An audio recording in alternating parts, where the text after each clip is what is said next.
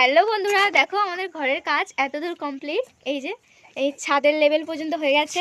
এই যে আমি আর পূজা ছাদে উঠেছি। গাইস এটা নতুন কিনেছি। এখানে বাবা আর দাদু কাজ করছে, আর ভাই ওপর নিচ থেকে ইট আনছে, এখানে বয়ে বয়ে এই রাখছে। পূজা একটা পুতুল কিনেছে আজকে, সেটাই তোমাদেরকে দেখাবো। এই যে রোবট পুতুল, ঠিক দেখ, এটা এখন খুব ট্রেন্ডিংয়ে উঠেছে পুতুলটা।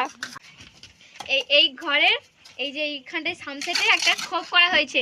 প্রথমে এখানটায় বলা হয়েছিল এরা বিস্কুটের কৌটো, চানাচুরের কৌটোগুলো রাখবে। আর এখন প্ল্যান ঘুরে গেছে, এখন প্ল্যান ঘুরে এখানে ঠাকুর রাখা হবে। তারপরে পূজা এখানে বলছে মুরগি ছানা রাখা হবে।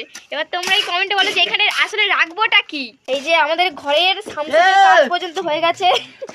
এই যে এই আমার ভাই, আমি আর পূজা এখন পুতুলটা উড়িয়ে দেখাবো। দেখো পূজার ইউনিক পুতুলটা কেমন ওড়ে ওপরে। এবার পুতুলটা উড়বে, দেখো।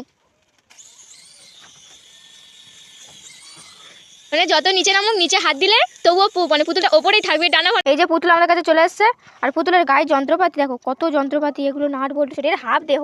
এই যে পুতুল এগুলো হচ্ছে পাখা। আর এইটা খুব লাগে হাতে, এইটা